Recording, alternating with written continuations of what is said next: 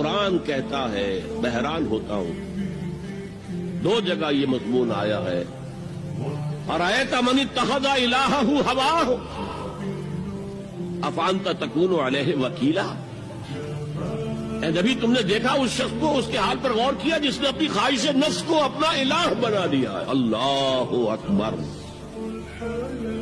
الہ لا الہ الا اللہ، کلمہ توحید کا مرکزی لفظ یہاں آ رہا ہے، من اتخذ الہہ ہواہ، جس نے اپنی خواہش نفس کو اپنا معبود بنا لیا، الہ بنا لیا۔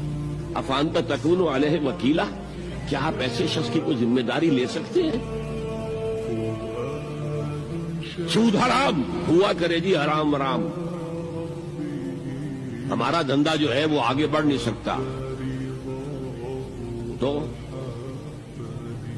اللہ کے حکم کو پیچھے ڈالا، نفس کے تقاضے کو آگے رکھا۔